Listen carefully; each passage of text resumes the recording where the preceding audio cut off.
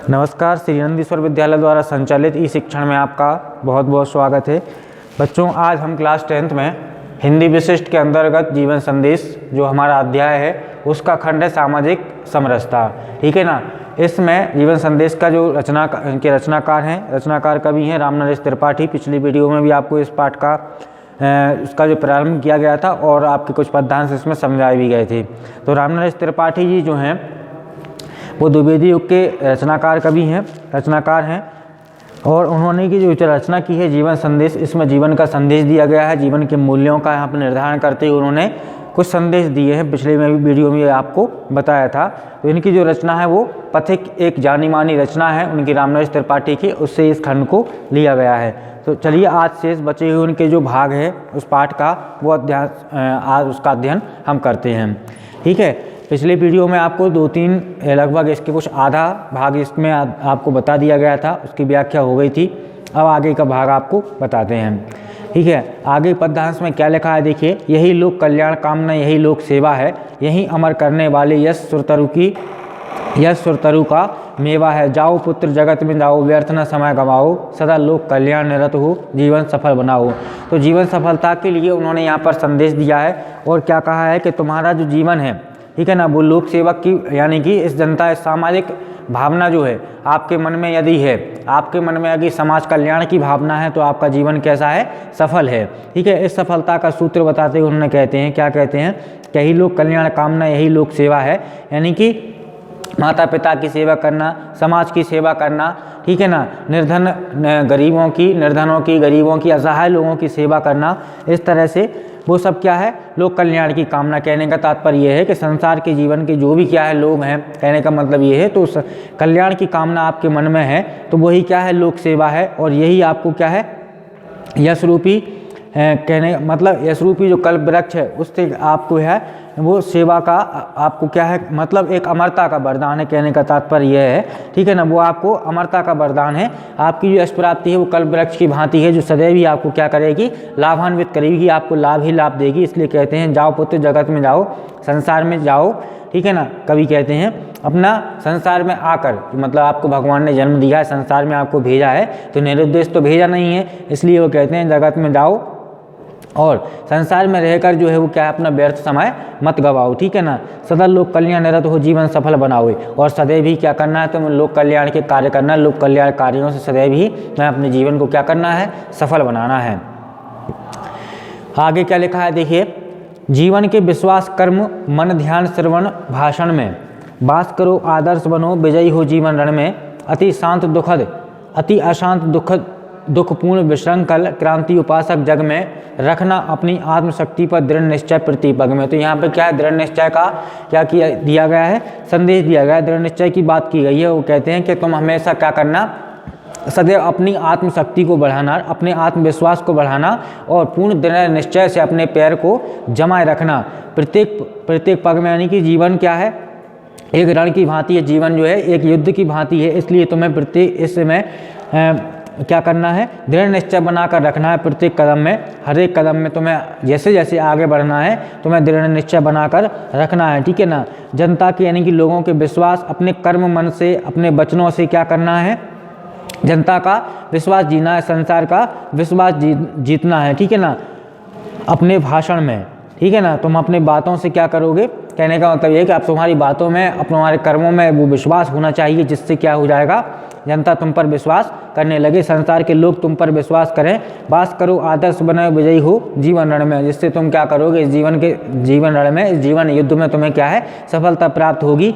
और अपने कर्मों से, अपने वचनों से विश्वास जीतकर तुम इस संसार में रहोगे तो आदर्श बनोगे। ठीक है ना। सबका आदर्श बनने का प्रयास करना।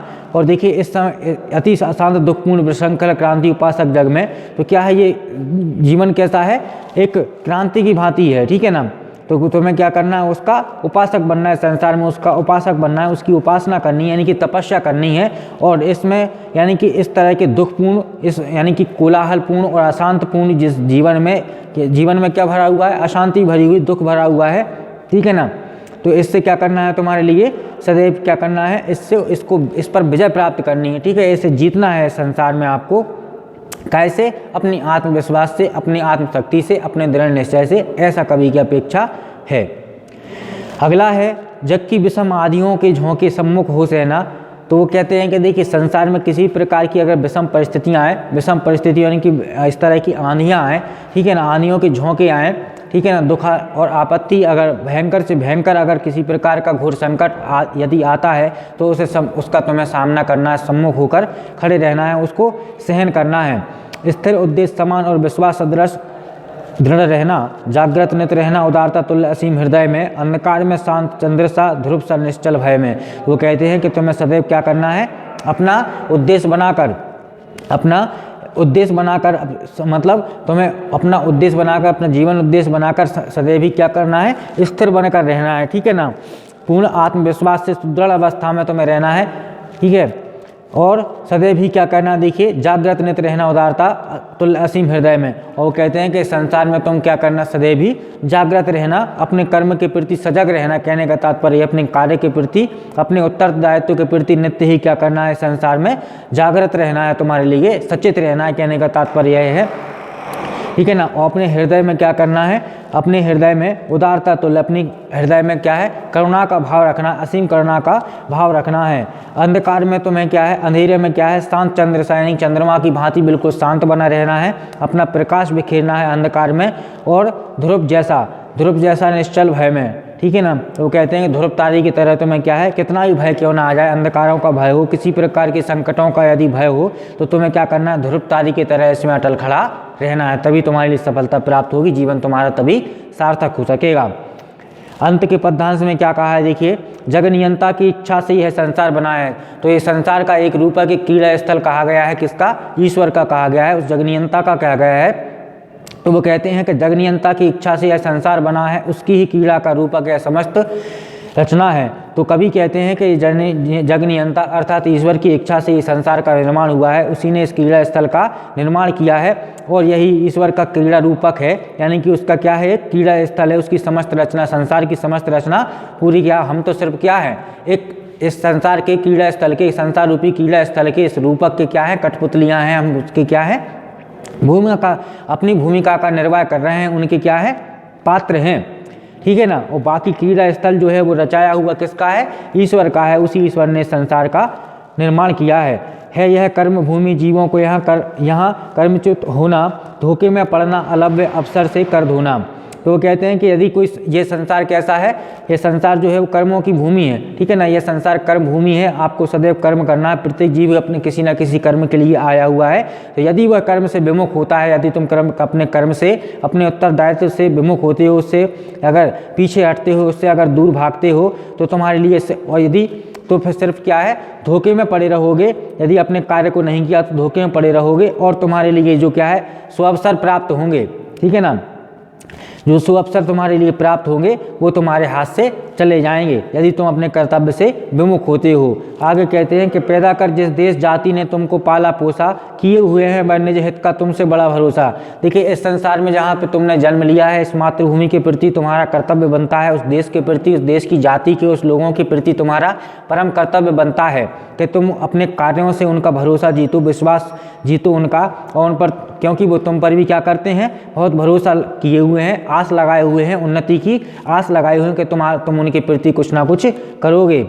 तो वो यही कहते हैं कि जिसने तुमको पाला पोसा है, यानी कि जहाँ तुमने अन्न जल पिया है, खाया पिया है, इस तरह से, ठीक है ना, तो वह तुम्हारे लिए क्या है? अपने निज हित का, अपने इच्छा के लिए, मतलब अपने कार्यों के लिए, वो तो अपनी उन्नति की तुम पर बहुत बड़ी आशा टिकाए हुए हैं, आशा की नज़रें तुम पर लगी हुई हैं, वो तुम पर बहुत भरोसा करते हैं। तो सबसे पहला कर्तव्य तुम्हारा क्या होगा? उससे होना उरण प्रथम सत्कर्तव्य तुम्हारा, फिर दे सकते हो वसुधा को शेष स्वजीवन सारा।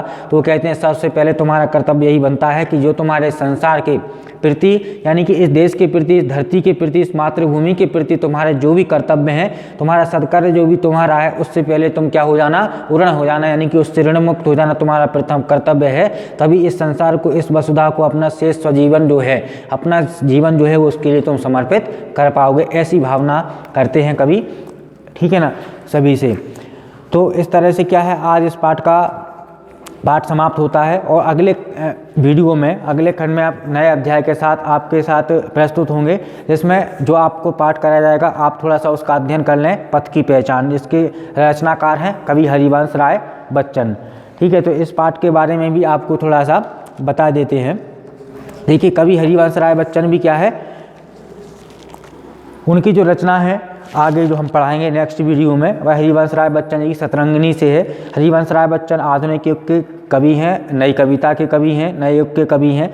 तो इसमें देखिए उन्होंने जो है वो क्या है, पथ की पहचान बताई है। इस संसार में क्या है, पथ की पहचान करना, क्योंकि जीवन क्या है, जो एक संसार जो है वो हमारे लिए क्या है, नए नए रास्ते खोलता है, नए नए रास्तों पर हमें चलना पड़ता है। तो जिस रास्ते पर चलते हैं उसके हम राहगीर बन जाते हैं। जैसे हम किसी मंजिल के लिए किसी रास्ते से निकलते हैं, ये अपनी जीवन भी क्या है, एक यात्रा है और हम सभी यात्री हैं और यात्रा पर निकले हुए हैं। लेकिन हमें उस यात्रा पर जब किसी प्रकार से सामान्य यात्रा हो चाहे जीवन की यात्रा हो, तो हमें सबसे पहले कर्तव्य यह होता है कि उस पथ की, उस राह की हमें क्या कर लेनी पड़ती है, पहचान करने लेनी पड़ती है। यही संदेश इस पथ की पहचान में दिया गया है और कहा गया है कि चलने से पहले पूर्व बटो ही बाट की पहचान कर ले, बाट मतलब रास्ते की पहचान कर ले।